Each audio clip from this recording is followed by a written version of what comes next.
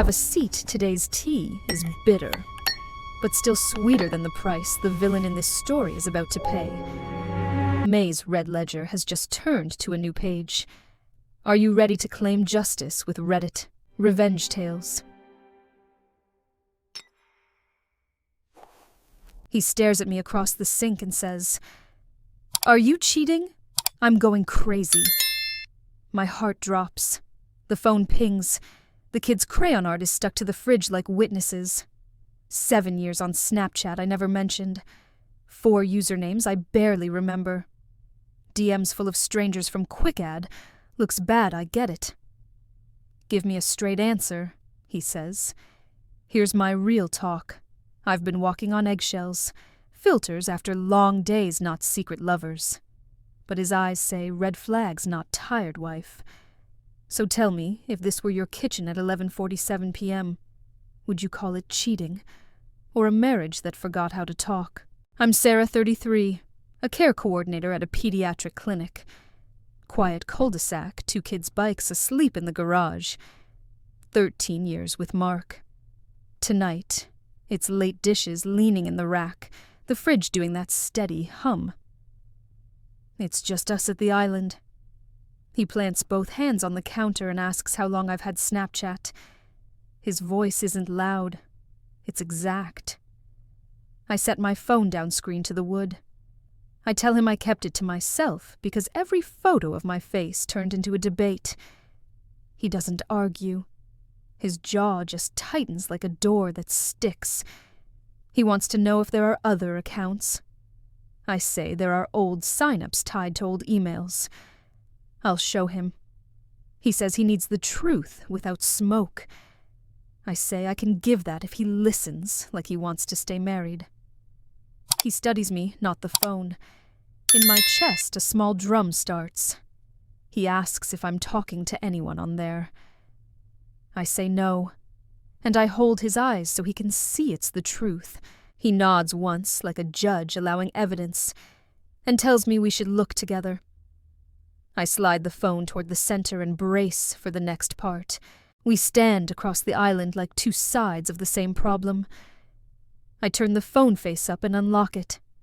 He watches my thumb not blinking. He says he didn't even know I had a page. I tell him it's mostly me after shifts in the clinic parking lot. Face clean daylight catching the tire just right. Saturday hair blown out because I needed to remember I'm not only a chauffeur. A red lip after pee. Tea, a night because I felt brave. Nothing scandalous, but I can see how it looks when you didn't know it existed. A streak reminder slides across the top. A cheery little banner that lands like an accusation. He flinches. I mute notifications and open my profile. Bitmoji smiling a handful of saved snaps me in the car with sunlight on my cheek. Me at the bathroom mirror. Me with a soft filter smoothing the long day. His eyes move the way eyes move when they're hatting up an audience that isn't him. My stomach tightens. I tell him again no secret threads. No meetups, just a place I used when I felt used up. He doesn't reach yet. He says he still needs to see more. I nod steady. I set the phone in the center of the island screen on my profile and keep my eyes on him. He draws the phone to his side, slow and careful. The yellow icon felt loud on the screen. He scrolled. A list of men's handles sat under added you. No messages, just names stacked like unopened envelopes. His jaw set. 4 usernames, he said not loudly, but the words were heavy. I told him old emails sign-ups I forgot. He tapped one profile picture, then another, then stopped. The drip from the faucet hit the sink once sharp. I could hear my heartbeat in my teeth. He asked if I'd ever met any of them. I said no, and it was the truth. But the room made the truth sound small. He looked up finally, not at the phone, at me. "This doesn't look innocent," he said, and slid the phone back so the glass kissed the wood. I didn't flinch. I wrapped my hand around the edge of the counter instead, and felt the seam. I said, Then let's talk like this matters. The phone sat between us like a witness. Same kitchen, same hour, same two people. But something colder moved in. I clicked the lock button. That tiny sound cracked the space. He leaned on his forearms. Why hide it for 7 years, I told him. Because every time I posted a selfie after a 12-hour day, it turned into court. I wanted pretty without paperwork. He said, "It looks like you wanted attention." I said, I wanted relief. He asked about the men in the list. I told him. Quick Ad throws strangers at you like flyers stuffed under a windshield. He didn't smile. He said, "Give me a straight answer." I gave him one. I am not cheating. He stared at my face so long I felt stripped. I pushed the phone across the island toward him. "Look with me," I said. "Don't look at me like a suspect." He didn't grab. He slid it back to center, a neat compromise that still hurt. The clock ticked. The faucet dripped. My chest stayed tight. I said, "If you plan to doubt me, plan to hear me too." He blinked first. The room finally took a breath, and so did I. He blinked first.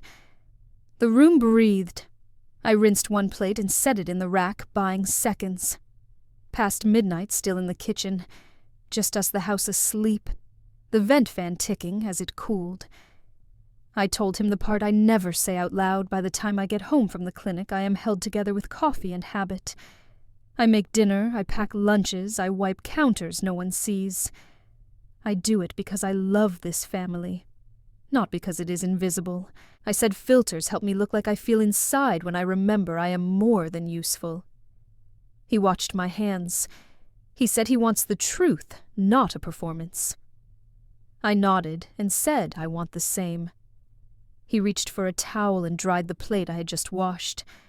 That small move hit me harder than the questions. I told him I can talk if he can listen without drilling. He said he can try. The clock gave us one soft minute. I slid my phone to the side face up this time. "Then start here," I said. "Ask me like you want me to answer." His hand on that towel stayed with me. By the next evening we were at our kitchen table at dinner time. Just the two of us forks, touching, ceramic the oven fan, a low hush. The kids were at a neighbor's for pizza and a movie. Mark cut his chicken in neat bites and kept glancing at my phone beside my plate. I left it where he could see it. I told him I meant what I said. He asked if I could walk him through the usernames without getting defensive. I said I could if he asked without accusing. He tried careful and clear. One came from an old college email, the others from sign-ups I forgot I made. His eyes softened, then tightened again, when a banner flashed from a name we didn't recognize. I picked up the phone and muted it. "Quick Ad," I said steady. He did not argue, but his mouth thinned at the corners. We ate in small bites. The room felt watchful. He said, "I want to believe you, but I keep seeing dots that don't connect." I set my fork down and met his eyes. "Then let's connect them. Tonight." We cleared the plates, and he said, "Tonight." After that, we tucked the kids in and stepped outside. Where our driveway. When a little after 9, with who just Mark and me, shoulder to shoulder in the quiet. What's sitting in the parked car engine off screens, dark. The dash clock a dim eye. The cul-de-sac held its breath. I told him what it feels like when people toss opinions about wives and apps, like they know our kitchen. He said he doesn't care what PTA moms think. He cares what is true in this car. I unlocked my phone and set it on the console between us. Face up, no codes. He didn't grab. He said, "Walk me through it like I'm on your side." I said, "Then be on my side." I opened the app and showed the usernames, the old email I barely used, the half-made profiles I forgot. A message banner slid across the top like a bad omen. I tapped silence and looked him in the eye. "You ask. I'll answer. But don't aim at me. Aim at the confusion. He rested his hand on the console close but not touching, and finally said okay. Start at the start. His okay was still in my ears when the dome light clicked off. We're same driveway, the car. A small room. When the same night, minutes later. With Humark in the driver's seat, me in the passenger seat, knees angled toward each other. What I scrolled while he watched the soft tick of the cooling engine under our feet. He asked why 2 usernames matched old emails. I told him I signed up years ago, then again when I forgot the first one existed. He asked about the men in the list. I said, "Quick ad throws strangers at you. It isn't a private invite. It's junk mail, dressed pretty." He nodded, then stiffened, when a handle with a man's face sat near the top. I tapped it. No messages. No history. He exhaled hard. Not relief, not anger, just noise. "It still looks off," he said. I turned the screen his way and held it there steady. "Then look with me, not at me," I said. He looked slow, careful. The car went very quiet. I could hear our neighbor's sprinklers start up down the block. He rotated the phone back to me with 2 fingers and said, "Keep going." I'm listening. His "keep going" hung in the air of the car, while I scrolled. By later that night, we were inside in our living room, around 10, just the 2 of us on the couch knees, angled in the TV, Dark the ice maker clicking once in the quiet. I set the phone on the coffee table face up. We never said what's okay and what isn't. I told him. We just assumed the other one knew. He rubbed his thumb along the seam of the cushion like he was sanding down anger. "I assumed honesty," he said. "I assumed safety," I said back. The word landed between us like a glass. He stared at the screen. 4 usernames feels like a maze. I nodded. It is a maze, but it's not a motel. He breathed through his nose long the way he does when he's trying not to snap. "I don't want to be the cop," he said. "Then don't," I said. "Be my husband. Ask like you want me to answer." The air felt tight and thin but not cruel. I slid the phone closer to him with 2 fingers. "Pick one question. Ask it clean." He looked at me, not the screen, and said, "Why did you keep it from me?" I swallowed hard, finally ready to say the part I hate saying out loud. The question was still warm on the table when I answered. Same room, same night, just us. The phone glowing dim on the coffee table, the floor lamp, a small island of light. Because every time I took a picture of myself after a long day it turned into a trial, I said. I didn't want court. I wanted a minute where I wasn't just useful. He flinched barely. He leaned forward and reached for the phone. I set my palm over it and slid it toward me, a firm, simple move. "Not like that," I said. "Ask me. Don't scroll me." He sat back pinned by that one sentence more than by my hand. "It looks like red flags," he said, voice low. "It feels like being treated like a suspect," I answered. I straightened, squared my shoulders, and met him fully. "That's not okay. I deserve better than cross-exams in my own house." He went still. I could hear the ice maker settle in the kitchen, a soft clunk, like a period. He lifted both hands open. "Then tell me what better looks like," he said. I took a breath that didn't hurt. "Better starts with you listening while I talk, and me telling you everything I was too scared to say." He nodded once. Then, "Say it," he said. "Say it like it matters. Say it like it matters," he said. And I did. After that we stayed in the living room close to 10:30, just us, the phone resting on the coffee table, like a small light between 2 tired people. I turned the brightness down and opened the app with my thumb. "You watch. I'll walk," I said. I tapped the first username and showed the email attached to the one from years ago that I barely use. He nodded once. I opened the second, the half-built profile I forgot existed. His jaw eased not much enough to notice. A list of men sat under added U. He shifted. I tapped the top name. No messages. I tapped the next. No history. The room grew very still. I could hear the refrigerator cycle on in the kitchen, a soft start that made the quiet feel alive. It still looks off.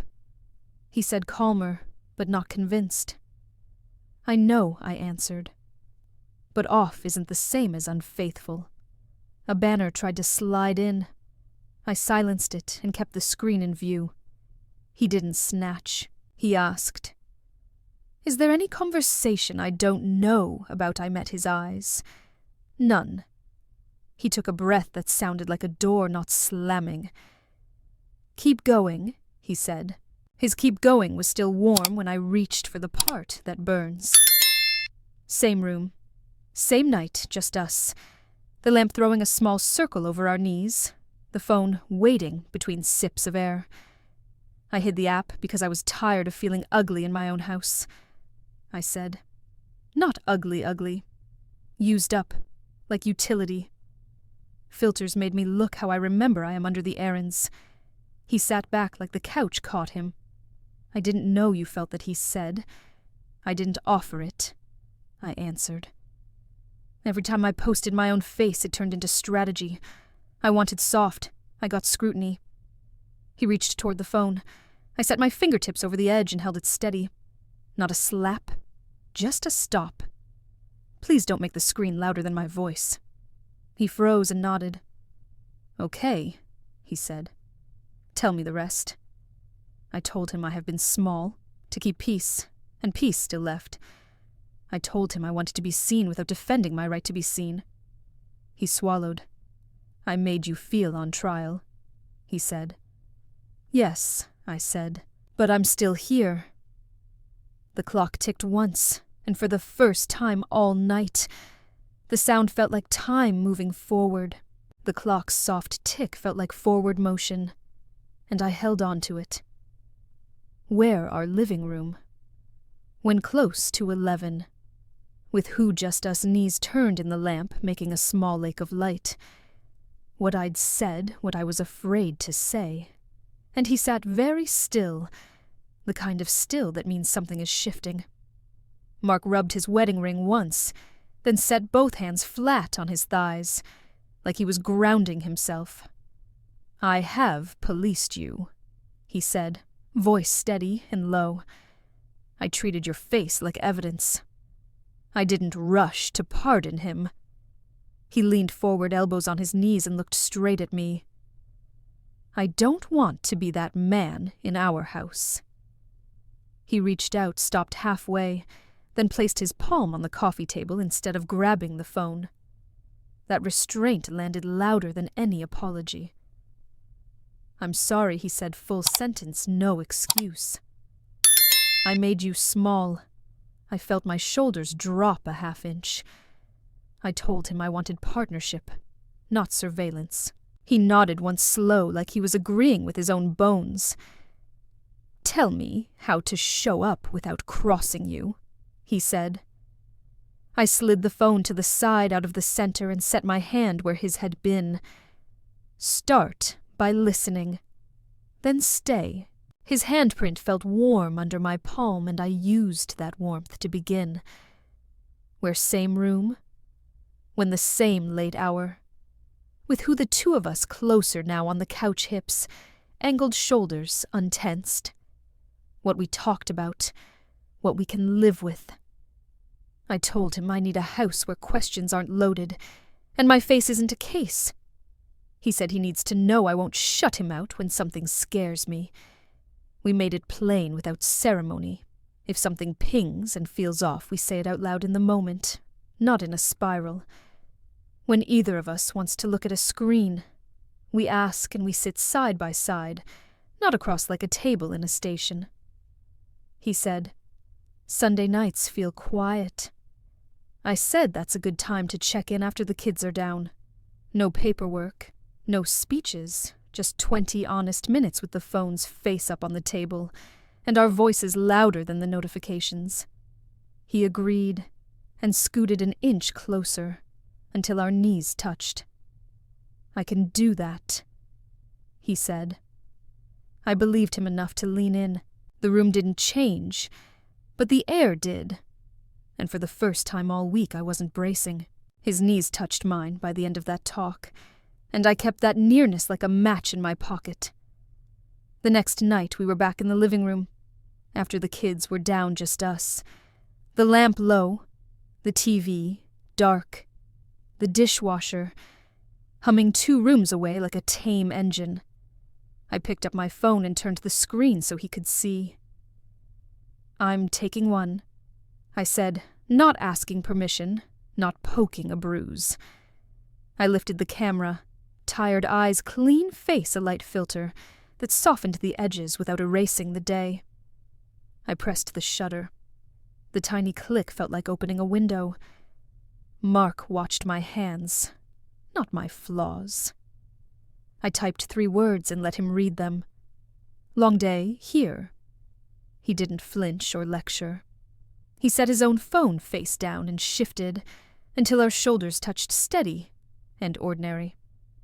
I posted to a small circle, then locked the screen and laid it beside his. He looked at me, not the app. "Thank you for letting me in," he said. I said, "Thank you for not crowding me. I didn't wait for fallout. Normal is new and I don't trust it yet." That quiet sat with me through the week. By Saturday morning, we were at the Little League field, just us on the bleachers, while the kids warmed up coffee lids clicking aluminum bats ringing from the infield. The sun was low and kind. A friend from church waved and sat a row down asking if I was okay. I said yes, and meant it. A notification nudged my pocket. I let it buzz and die. Mark noticed and didn't chase it with his eyes. How was posting? He asked low enough for only me. "Brave," I said, "and ordinary." He smiled into his cup. My friend mentioned gossip in the PTA thread about social media being poison. I didn't bite. "It's the people," I said, "not the app." A foul ball skidded the fence near our knees. Mark caught it with one quick hand and passed it back over the rail. That simple catch landed in me, present, steady, no show. He touched my sleeve with 2 fingers, a small public check-in. "We good?" he asked. "We're talking," I answered. The announcer's speaker crackled to life, and I let the noise cover what I didn't need to explain anymore. His "we're talking" followed me home, like a promise. That night, we were in the living room after the kids were asleep, just us, the ceiling vent, whispering the wind chimes, ticking the porch now and then. I had my legs under a throw, my phone face up on the coffee table. A banner crawled across the glass, a stranger's handle, one word sup. Mark's eyes came to me, not the screen. I picked up the phone, unlocked it where he could see opened the thread. Empty. I pressed and held tapped, block-tapped report. The taps sounded clean. "This is what Quick Ad does." I said not selling, just showing. He nodded once, jaw loosening. Another buzz from a different name. Same moves, same calm, open, empty block report. "I'm not bargaining," I said. "I'm being clear." He leaned back, hands off eyes on my face. "Thank you," he said. And it sounded like air after a held breath. The wind chimes clicked again, quick and small. I looked from the banner to him. "Do you want to keep scrolling?" I asked. "Or do you want the origin story? How did this even start?" His answer was a small nod, and I took it as yes. Same room, same hour, just us on the couch. The lamp warm on the coffee table. I opened settings and scrolled to the account details where the older usernames sat like boxes in an attic. "This one," I said, tapping the first. The email attached was my college address, the one I never check. I put the phone down long enough to pull my laptop from under the side table. He stayed still, giving me room. I signed into that dusty inbox and typed the app name in the search bar. A welcome email popped up with a date that made me laugh without humor. Years ago. Before kids. Before most of our habits were built. I turned the screen so he could see the timestamp clear as day. He let out a breath I didn't know he was holding. "That explains one," he said. And maybe the copycat I added tapping the second username tied to a backup address from the same season of life. I closed the laptop and set it aside. "Not a maze," I said. "Just old doors I forgot to close." He looked at the screens, then at me. "Close them with me," he said. "All of them. Close them with me," he'd said. And I wanted that to mean more than screens. Where our kitchen. When later that night, just before 11, with who just us standing by the fridge, the porch motion light flicking on and off through the blinds. What we talked like adults who still wanted each other. I told him I feel erased when my face turns into evidence. He said he feels crazy when he senses a secret and can't name it. I reached for 2 mugs, set them down without clatter, poured hot water so the steam rose between us like a truce. "Ask me like I'm your wife, not your suspect," I said. He met my eyes. "Answer me like I'm your partner, not your prosecutor."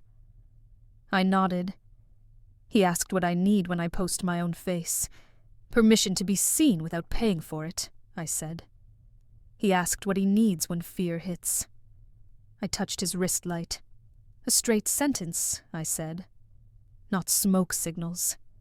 He breathed slower, like the room got heavier and kinder at once. "Start now?" he asked. "Start now," I said. "And keep your phone where I can see it." "Start now" was still on my tongue when his phone lit the room.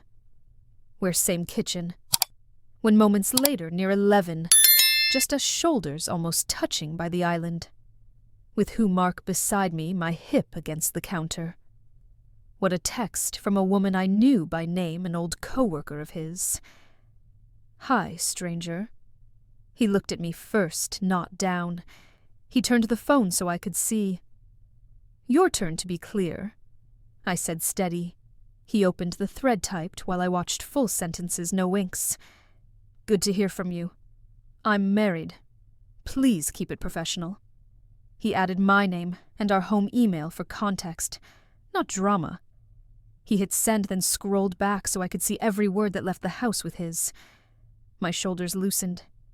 "Thank you," I said. He nodded. "I want you to trust what I do when you aren't looking." Another bubble popped up, playful reply. He didn't hesitate. He typed one line. "Not appropriate. Take care." Then he muted the thread and set the phone face down next to mine. He reached for my hand, not grabbing, just finding it on the cold stone. "We can do this," he said. I squeezed once.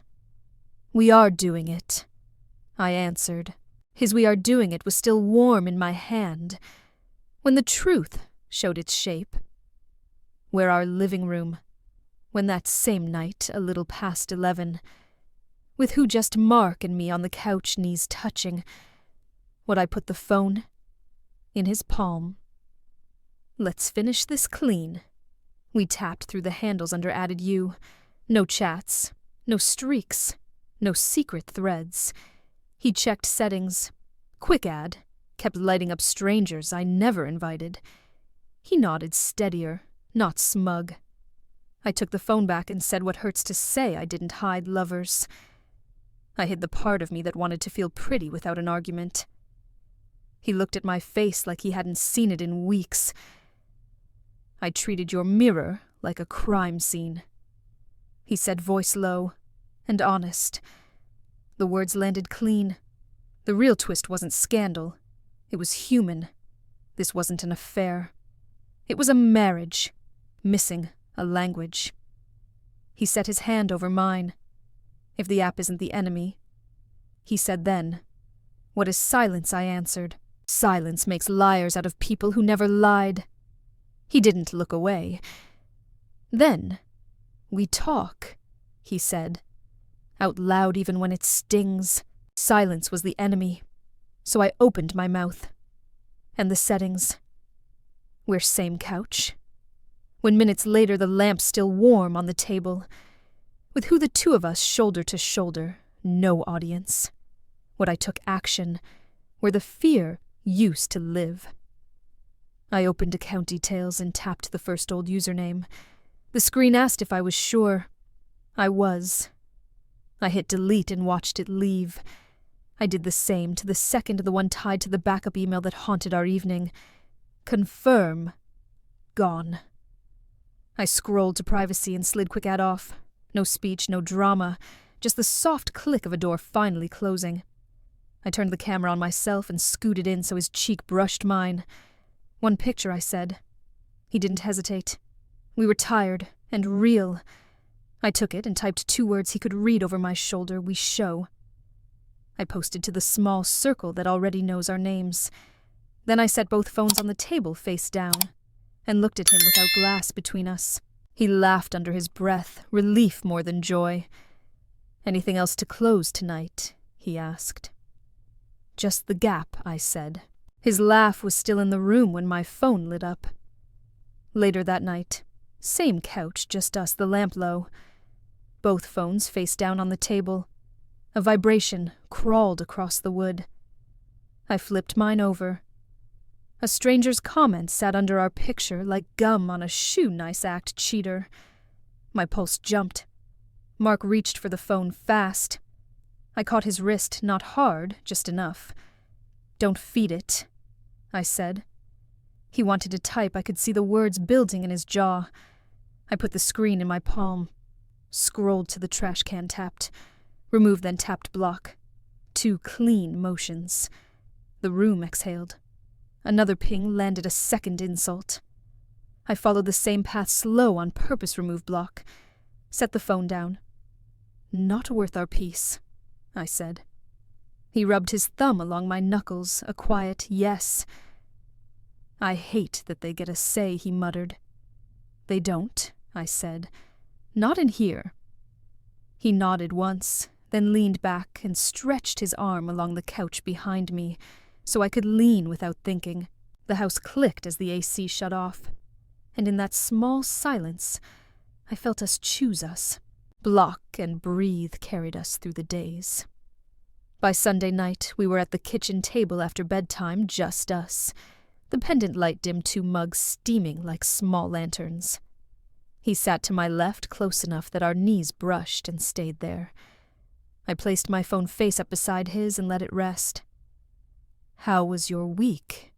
He asked, not polite, real. Heavy at the clinic, I said. Light here.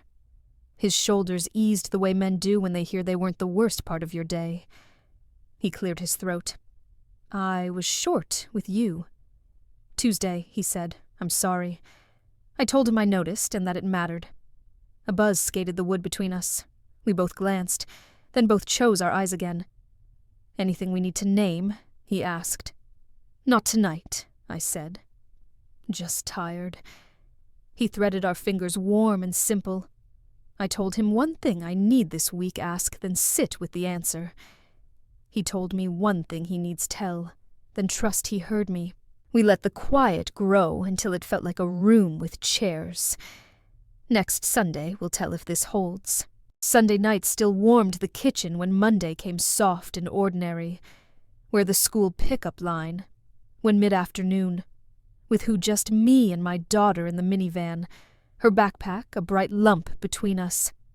What waiting turn signal ticking the smell of crayons riding the air. She climbed in and buckled, then looked at my face the way kids look at a sky to check the weather. Why are you happier?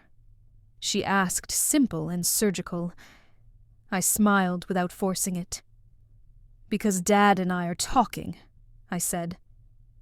She nodded, like that answered more than one question. She handed me a folded drawing our house a big yellow window. 2 stick adults holding hands. I gave you long hair, she said, proud. I slid the paper into the visor and kissed her forehead. A text buzzed. I let it hum against the cup holder and go quiet. You didn't check, she noticed. Not right now, I said. Right now we drive home. She leaned back, shoes nudging the seat, and started telling me about recess. The turn signal kept time for us. I pulled into the street steady and felt the question I wasn't afraid to bring home anymore. What do we want this house to feel like? Her drawing stayed in my visor like a small sun. After dinner I met a friend outside book club, where the church parking lot. When early evening the sky bruised pink, with who just the two of us by her SUV doors, open engines off coffee cups cooling on the roof. What a quiet talk with no audience. She asked how things really were not the polite version. I told her I had been living at arm's length from my own mirror, and he had been living inside his fear. And we finally said it out loud. She winced the way women do when the bruise is familiar. Are you okay? She asked. I am, I said. We're having Sunday nights that make the rest of the week less loud. She didn't need details. She needed the truth. Does he get it? She said. He's learning, I answered. I am too. A breeze chased wrappers across the asphalt. A text skimmed my screen and died. My friend saw my hand stay still and smiled into her cup. That looks like peace, she said. It's practice, I said. The church bells marked the hour, and I heard myself ask her the same hard gift, what would peace look like where you live? Her question about peace stayed with me like a pebble in my pocket.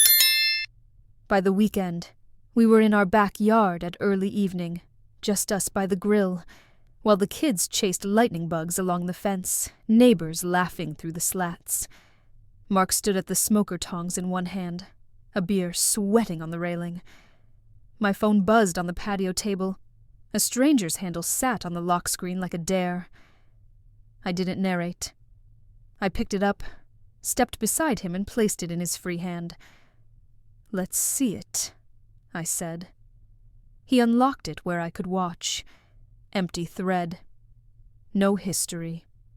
He thumbed block, then handed it back. I toggled off the little bell on that page and set the phone face down next to the cutting board. He flipped a rack of ribs, the hiss of fat, loud and ordinary. A second buzz tried to spoil the hour. I picked up the phone, showed him the banner, opened it clean blocked again. No dramatics. He kissed my temple, quick smoke and salt. We're good, he said, and meant it. I slid the phone into the kitchen through the back door and came back out with plates. The kids yelled for ketchup. I handed it over and felt quiet settle like dusk. After the plates and jokes and bedtime, the house went soft. Where I needed to be was simple. Our kitchen. Late, just us me at the counter. Mark rinsing a glass. The overhead light a warm square on the floor. I unlocked my phone and scrolled to the picture of us from that hard, night-tired face's one small smile. A tiny heart blinked under it his. I didn't screenshot it. I didn't hold it up for points. I put the phone down by the fruit bowl and walked to him. He set the glass in the rack and dried his hands on the dish towel eyes on mine. I stepped into that look and fit my palms against his jaw. He didn't ask a question. I didn't make a speech. I kissed him, not performative, not hungry, just exact. He pulled me closer by the waist, steady, and sure then rested his forehead to mine. You feel different, he said. I feel seen, I answered. The faucet dripped once and stopped like the house agreed. He set the glass in the rack and dried his hands on the dish towel eyes on mine.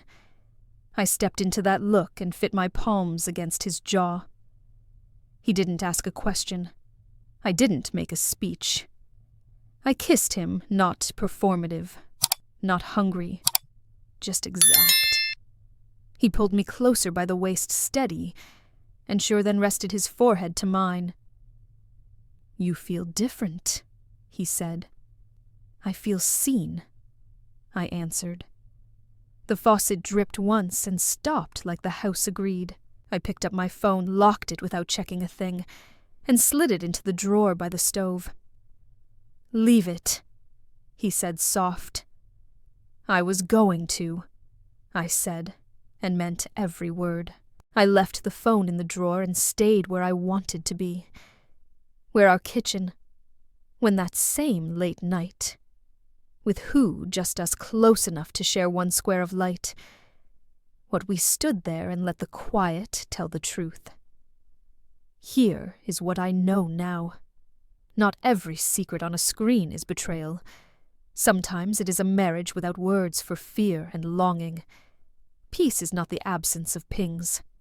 Peace is the habit of asking clean and answering straight.